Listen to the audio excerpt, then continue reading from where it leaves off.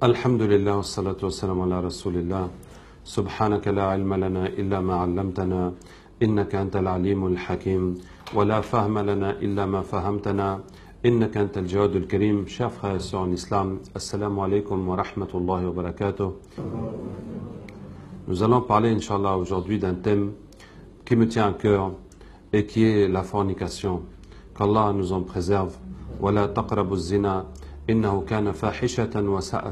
Allah dit, n'approchez pas la fornication, car c'est une turpitude et une mauvaise voie. Qu'Allah nous en préserve. Et j'aurais préféré ne pas avoir à en parler des choses honteuses, mais malheureusement c'est la réalité qui me pousse et qui me force. Et la réalité que j'ai eu à discuter avec plusieurs personnes qui me parlaient de ça d'une façon complètement banalisée. Et vraiment, c'est quelque chose de choquant. En tout cas, choquant pour moi. À quel point les gens prennent ça à la légère. Bon, je vais dire l'exemple d'un frère à qui j'avais en consultation. Et je lui demande s'il est marié. Alors, il hésite, il tergiverse.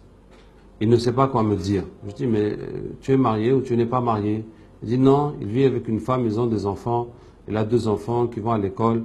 Mais il n'est pas marié. Je dis, mais comment ça se fait? Il dit, ben, il n'a pas l'argent.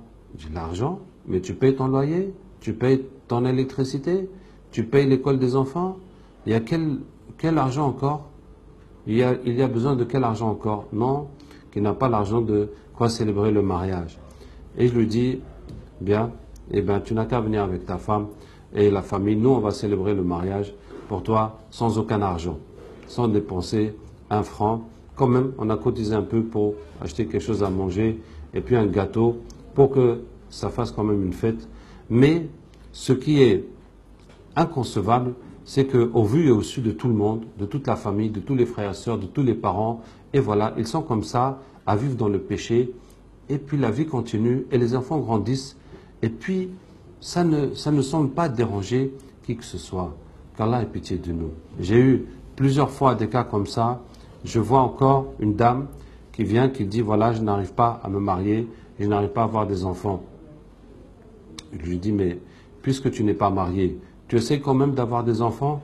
Elle me dit, oui, je veux au moins gagner un enfant, mais j'ai tout fait, je n'arrive pas à avoir un enfant. La hawla wa la quwwata illa billah. Que ce que cette femme a pu faire dans le désespoir de gagner un enfant, même si elle n'a pas de mari. Vous voyez? Mais parler de ça d'une façon vraiment. Alors, il y a eu d'autres cas. Je vois encore une jeune fille, qui me dit, on est en consultation, elle me dit que oui, ses parents sont pauvres, donc ils peuvent payer juste les besoins de la vie, la nourriture, tout ça. Mais pour toutes les autres choses qu'elle veut, des sorties, des sacs à main, elle est obligée d'aller avec des garçons. Et la fille, elle parle de ça comme si que, voilà, c'est comme ça, pour obtenir mes petits désirs, mes besoins, mes plaisirs, à droite, à gauche, et ben, je dois me donner mon corps à divers hommes qui peuvent en échange me donner cela. Ce n'est pas vraiment de la prostitution, mais il y a quand même un échange qui est très clair dedans. Donc, ce sont toutes ces situations qui m'amènent à la nécessité de parler de ce sujet. Et la première chose que je veux dire à ce sujet, c'est que je voudrais que tout le monde comprenne et sache pourquoi Allah a interdit la fornication. Quelle est la raison fondamentale? Quelle est la raison de cette interdiction? On peut dire qu'il y a des maladies, pour éviter les maladies. Maintenant, on va répondre qu'on a trouvé le moyen d'éviter les maladies, même si on n'arrive pas toujours à les éviter. On peut dire que c'est à cause des grossesses, et on va avoir des grossesses en mariage, et les enfants sont dans une situation de bâtard, une situation d'instabilité, et ils n'auront pas l'éducation qu'il faut. Mais on va aussi nous répondre que non, on a trouvé le moyen d'éviter les grossesses. Mais ce n'est pas ça la raison fondamentale. Le prophète sallallahu alayhi wa sallam dit, La ahada aghyaru min Allah ta'ala. Personne n'est plus jaloux qu'Allah. Pour cela, il a interdit وَلِذَلِكَ حَرَّمَ الْفَوَاحِشَ مَا ظَهَرَ مِنْهَا وَمَا بَطَنَ. Pour cela, il a interdit les turpitudes, tous les péchés sexuels apparents ou cachés, tout ce qu'on peut montrer ou cacher. Allah interdit. Allah Ta'ala est plus jaloux que qui que ce soit. Si tu es jaloux pour ton mari, ou pour ta femme, ou pour ta fille, ou pour ta sœur, et tu es jaloux, et tu ne supporterais pas de voir les hommes jouer avec elle, et la toucher, etc., sache que Allah est plus jaloux pour ta propre femme que toi-même. Ça veut dire que la façon que tu vois un homme toucher ta femme et la colère que ça met dans ton cœur, la colère qui jaillit dans ton cœur de voir quelqu'un tourner autour de ta femme ou ta sœur ou ta fille, sache que Allah est plus en colère que cela. Hein? Et je vais vous retourner la situation pour que vous compreniez. Imagine qu'un garçon drague une fille et au moment de passer à l'acte, il lui dit « Mais c'est qui ton papa ?» Elle lui dit « Mon papa, c'est l'imam tel. » Quelqu'un qu'il respecte énormément, qu'il considère énormément, mais tout à coup, il ne peut plus aller plus loin avec cette fille pour le respect qu'il a pour son père. Et même si la fille, elle dit « Non, t'inquiète pas, j'ai l'habitude, moi je fais ça tout le temps. » Non, non, mais le respect de son père va le stopper et l'empêcher de faire ça. Et que dire du respect d'Allah? C'est Allah qui est jaloux pour toutes les femmes du monde. Même si elle n'a pas de parenté avec toi, même si elle-même, elle n'a plus de considération pour son corps, même si elle n'est pas musulmane, quelle que soit sa situation. Voyez-vous? Donc si tu vas forniquer avec une femme, imagine-toi la jalousie d'Allah que tu es en train de défier. Hein? Imagine tu vas passer à l'acte avec une femme et maintenant c'est la sœur de ton meilleur ami, ou tu apprends que c'est la femme de ton meilleur ami. Comment tu vas être vis-à-vis de ton ami alors que tu vas faire ça? Est-ce que tu vois ce que tu es en train de lui faire, cette trahison que tu es en train de faire à son égard? Et maintenant sache que c'est pire avec Allah, que c'est pire avec Allah. Tu es en train de trahir un dépôt qu'Allah a mis sur terre, une femme qu'Allah a créée. Nous aimons nos épouses, nos mères, nos filles, pour les liens de parenté qui nous unissent. Mais Allah nous aime parce qu'il est notre créateur. Allah nous aime plus que nous-mêmes. Hein? Et Allah dit « وَلَقَدْ كَرَّمْنَا بَنِي Adam » Nous avons anobli le fils d'Adam. Allah a donné à l'homme une noblesse, une valeur. Et cette valeur, nous n'acceptons pas de la rabaisser, de la honnir, de devenir comme des bêtes, de perdre notre humanité, notre considération, notre respect de soi. Ainsi, l'homme perd son honneur, sa fierté, sa considération de soi. Donc, il va se comporter sans aucune limite. Il ne voit que son intérêt, il ne voit que le gain, il ne voit que le plaisir. Et donc, il est capable du pire. Il est capable de ce qui est inhumain, même pas bestial. Même les bêtes ne feront pas ça. Voyez-vous? Donc, ça fait partie de cette noblesse qu'Allah a mis en l'homme de détester la fornication. Donc ça, c'est le premier point que je veux que chacun comprenne. Quelle est la raison de l'interdiction de la fornication? Si tu vois quelqu'un tourner autour de ta femme, ce n'est pas la crainte de la maladie qui te met en colère. Tu ne vas pas dire à ta femme, « Ah, mais tu pouvais attraper une maladie, m'amener ça ?» Non, ce n'est pas ça. Ce n'est pas la crainte de la grossesse qui te met en colère.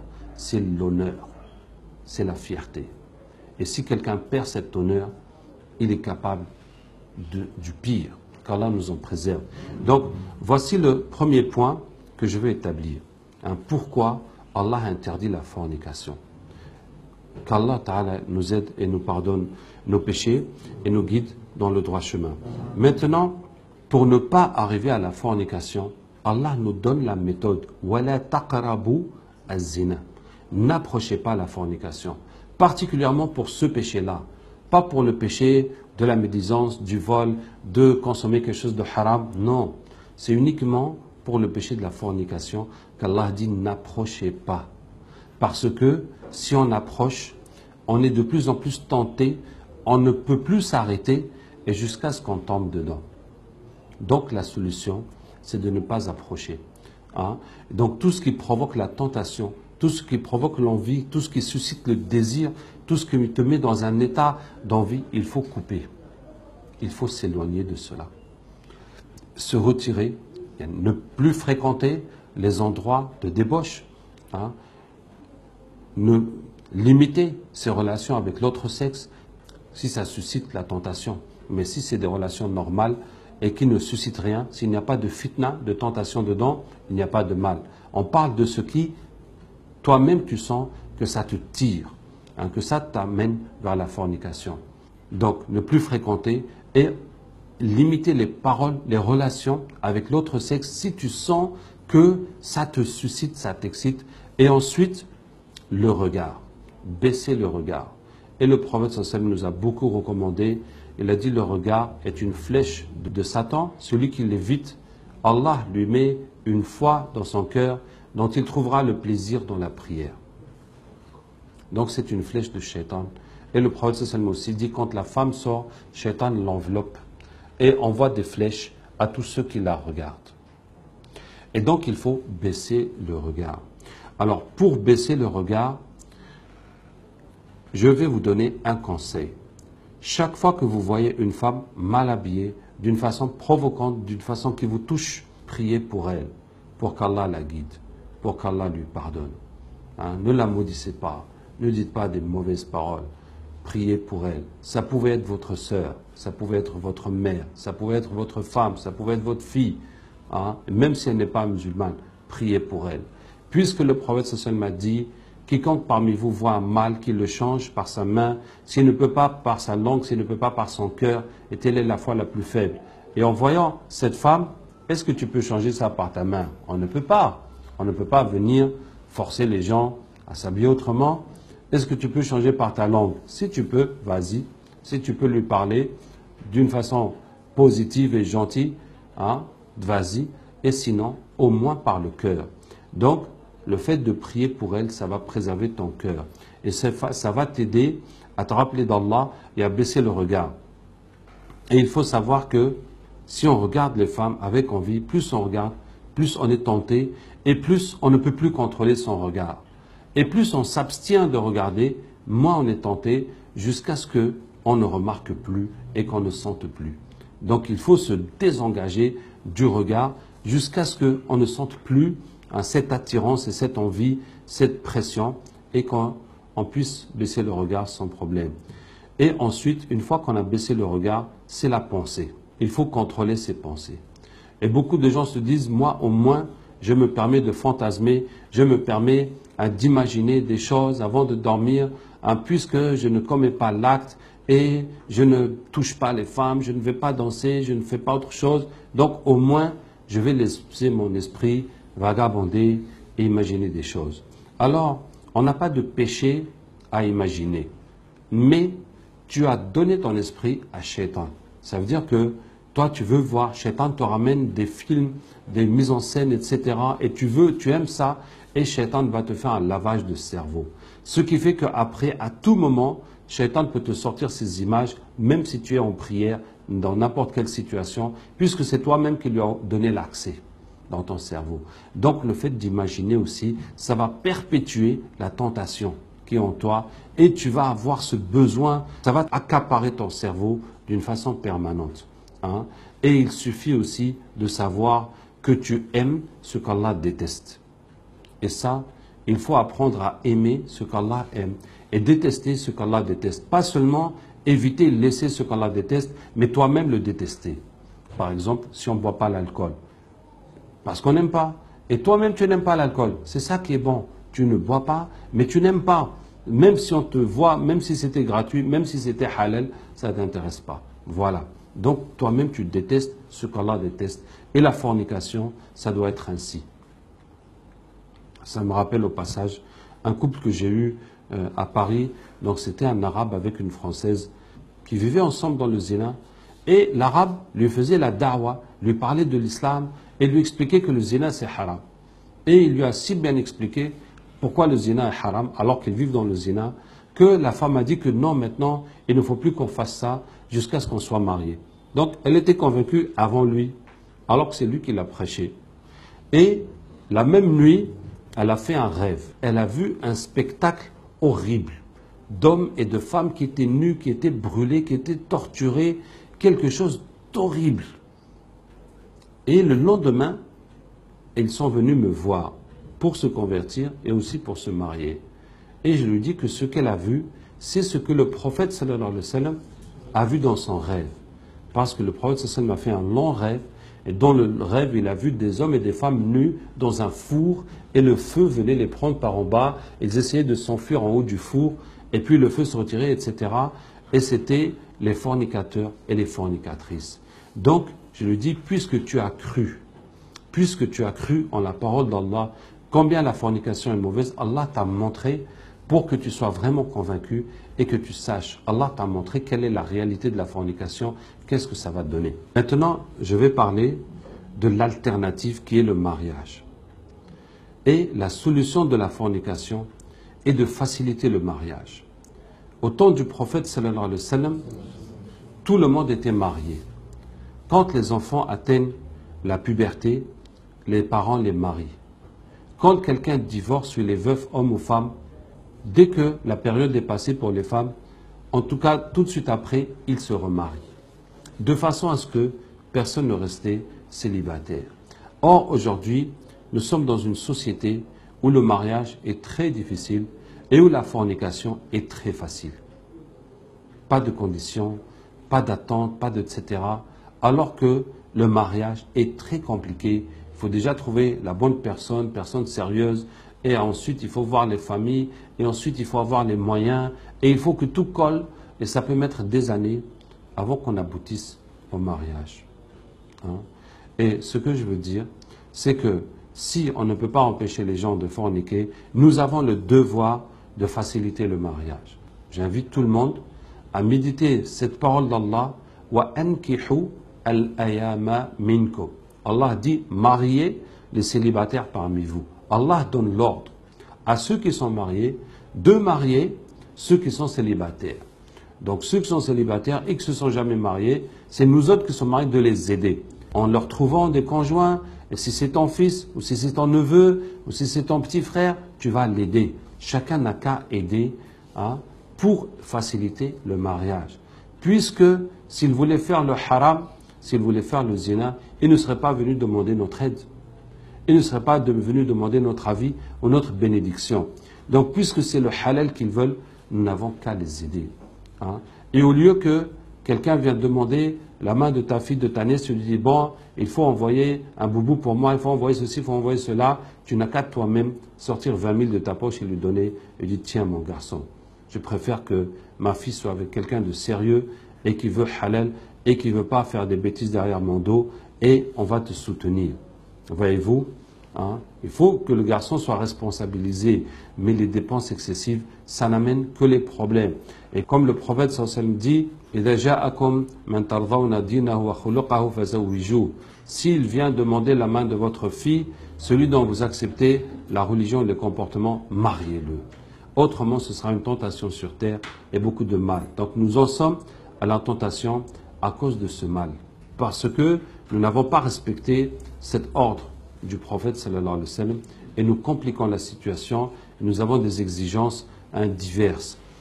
Donc, ce que je veux dire, c'est que l'islam a enlevé les obstacles au mariage. Le critère que l'islam dit au père de considérer pour marier ce garçon, c'est la religion, le comportement. Est-ce que c'est un musulman? Est-ce qu'il est sérieux? Je vais dire par exemple, des fois, un garçon, une fille ont forniqué jusqu'à ce que la fille est tombée enceinte. Et on dit maintenant, non, on ne veut pas donner la fille à ce garçon, hein, ou bien les parents du garçon n'acceptent pas la fille parce qu'elle a forniqué. Mais lui aussi a forniqué, puisqu'ils ont forniqué tous les deux. C'est tout. Est-ce que la fille maintenant a besoin de quelqu'un de propre ou le garçon a besoin d'une fille propre? Ils sont pareils tous les deux. Donc, quand on dit quelqu'un qui a la religion, mais la religion doit être aussi en accord avec celle de la fille. Ils doivent être, ça veut dire, similaires. Et du moment que c'est un musulman et quelqu'un aussi de sérieux qui peut travailler, qui peut assumer ses devoirs de mari puis de père, Inch'Allah, c'est ce qu'on demande. Aussi le prophète sallallahu alayhi wa sallam dit, Tazawwaju fuqara yughnikum Allah. Mariez-vous pauvres, Allah vous enrichira. En tout cas, on se marie avec les moyens de bord. Hein. Et c'est ainsi que faisait le prophète sallallahu alayhi wa sallam. Il y a eu, dans un de ses mariages, le prophète sallallahu alayhi wa sallam n'avait pas de quoi faire à manger pour les gens. Et il a dit aux Sahaba radiallahu anhum que chacun n'a qu'à amener un peu de chez lui, de nourriture, et ils vont manger tous ensemble. Voyez-vous, hein, voyez-vous, le prophète, c'est le même qui fait ça. Moi, je ne connais personne qui a fait ça. Et on imagine la honte de la famille, etc. Si on ne fait pas, il faut faire, alors qu'il n'y a pas ça en islam. Il n'y a pas à avoir honte. On vit avec les moyens qu'on a. Et la vie continue. Parmi les causes aussi de la fornication, c'est que des femmes veulent avoir des maris. Et les hommes leur disent, hein, moi j'ai besoin d'avoir des rapports et je ne peux pas rester comme ça. Et pour ne pas perdre cette chance, pour ne pas perdre cet homme, la femme va se donner à lui, en espérant le mariage. Et je vous dis, mes sœurs, ne faites pas cela. Parce que l'homme se retrouve dans la position de facilité. Il a ce qu'il veut sans assumer aucune responsabilité. Et je me rappelle d'une sœur qui me dit que oui, chaque fois elle se met avec un homme, ils vivent ensemble et elle fait tout pour le rendre heureux, elle fait tout pour lui, et puis tout à coup, elle a appris qu'il se marie avec quelqu'un d'autre. Voyez-vous, hein? Et puis ça recommence avec un autre, ça recommence avec un autre. Et ce que je veux vous dire, ne pensez jamais que le haram va résoudre vos problèmes. Ne pensez jamais qu'en désobéissant à Allah, vous allez résoudre les problèmes de votre vie. Et ne pensez surtout pas qu'en désobéissant à Allah, Allah va mettre la bénédiction dans votre vie. Qu'Allah va vous faciliter le bien. Non, vous avez détruit la bénédiction de votre vie en ayant recours au péché. Mieux vaut s'abstenir. S'abstenir et tu lui dis, si tu veux, tu viens chez mes parents, demander ma main, c'est tout. Et là, vous allez voir s'il est sérieux ou pas sérieux, s'il veut vraiment t'épouser ou pas. Wallahi, c'est ce que je conseille à toutes les sœurs. N'allez pas avec les promesses. Il faut exiger les actes. Hein? Et ce n'est pas une marchandise qu'on va goûter, ou bien qu'on va louer, ou bien qu'on va tester, hein, pour voir si ça nous convient ou pas. Non. On s'engage comme il faut. Et Allah Ta'ala nous a donné une formule pour avoir une bonne femme et pour avoir un bon mari. Puisque un des piliers du bonheur dans ce monde, c'est le mariage. Et c'est le mariage réussi. Et comment avoir une bonne femme, un bon mari? Allah Ta'ala nous dit Al-khabithatu lil-khabithin, wal-khabithuna lil-khabithat, wa-tayyibatu lil-tayyibina, wa-tayyibuna lil-tayyibat. Les perverses sont pour les pervers, et les pervers sont pour les perverses, et les bonnes sont pour les bons, et les bons sont pour les bonnes. Voilà. Tu veux un bon mari, tu veux une bonne femme, eh bien tu dois être bonne toi-même. Tu dois être bon toi-même. Et tu dois redoubler de piété, de prière, de demande à Allah tabaraka wa ta'ala, d'abstinence, de chasteté, et Allah te donnera le bien. Tu ne peux pas imaginer ou tu ne peux pas attendre, Allah ta'ala te donnera le bien. Parmi les causes de la fornication, c'est les complications des parents.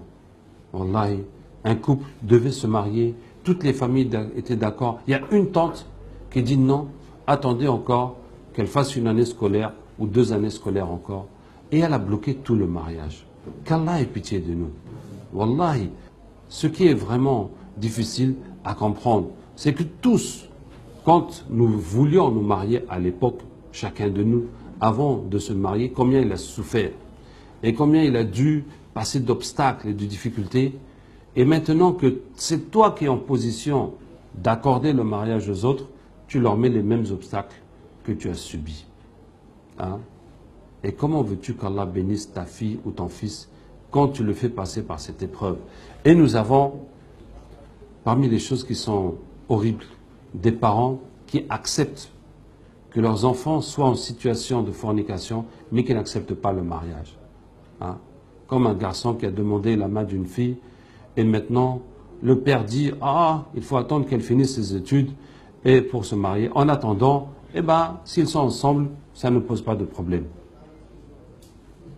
En attendant, ils n'ont qu'à forniquer. Subhanallah.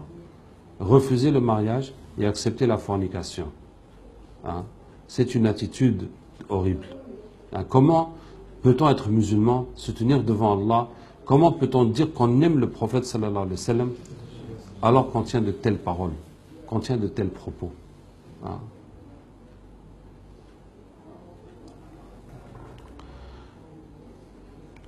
Parmi les causes qui incitent les gens à la fornication, il y a aussi la jeunesse de l'âge et l'impossibilité de se marier pour des étudiants. Nous sommes dans une société qui repousse l'âge du mariage du fait des études, du fait de la difficulté à trouver des emplois, etc. Et la solution, en tout cas, les gens vont dans le haram, les gens ne connaissent pas l'abstinence. Donc la solution, si mon fils ou ma fille et ton fils, ils sont dans cette situation, nous autres les parents, nous n'avons qu'à les prendre en charge et les encadrer et les aider et leur faire un mariage et les garder encore dans nos maisons jusqu'à ce qu'ils soient en âge de voler de leurs ailes. Puisque le zina, très souvent, est un fait accompli. Nous sommes devant la situation et donc devant une telle situation, la solution est de régulariser la situation en procédant à un mariage et en encadrant ce couple, en les soutenant financièrement et puis en les aidant à ce qu'ils continuent leurs études et qu'ils volent de leurs propres ailes. En tant que parents, nos garçons, nos filles, nous devons aussi leur donner une éducation dès la jeunesse à ce sujet. Nous devons leur donner une éducation. Nous devons leur en parler, leur expliquer qu'est-ce qui est haram, qu'est-ce qui est halal, quelles sont les limites dans la fréquentation et pourquoi il est ainsi, pour qu'ils soient convaincus et qu'ils adoptent le comportement islamique dès la jeunesse avec conviction. Et si nous faisons la politique de l'autruche et nous refusons de leur dire quoi que ce soit, c'est dans la rue qu'ils vont apprendre, qu'ils vont trouver leurs références, dans les films aussi, dans la télévision, et puis dans l'école, dans un enseignement qui enseigne uniquement comment éviter les grossesses, comment éviter les maladies, et qu'en dehors de ça, on peut faire tout ce qu'on veut. Donc, une façon très simple d'aborder la question avec vos enfants, c'est de dire à vos enfants de n'importe quel âge, qu'est-ce qu'on a le droit de faire et de ne pas faire avec les filles ou bien avec les garçons, et vous allez voir comment vos enfants vous parlent librement de ce sujet, et vous allez pouvoir situer leur niveau de compréhension de ce sujet, et donc vous pourrez leur apporter les réponses dont ils ont besoin et les orientations. Et une fois que vous aurez ouvert ce débat, cette discussion avec vos enfants, eh bien, ils sauront qu'ils pourront vous parler de leur cas et de dire oui, papa, en fait, je suis amoureux de ceci, de cela, et puis un garçon qui me cherche, et puis à ceci, et puis à cela. Et au moins, si elle vient te dire à toi ou à sa maman ce genre de situation, vous leur donnerez des meilleurs conseils que ce qu'elles peuvent trouver avec leurs copines ou bien dans la rue. Qu'Allah nous aide et nous préserve. Hein. Comme disait le prophète sallallahu à ce jeune qui voulait forniquer, Allahumma tahhir qalbahu wa ahsin farjahu. Ya Allah, purifie son cœur et préserve son sexe. Qu'Allah nous préserve et qu'Allah purifie nos cœurs et qu'Allah éloigne de nous la souillure et préserve notre société et bénisse nos mariages et marie nos célibataires. Wassalamu alaikum wa rahmatullahi wa barakatuh.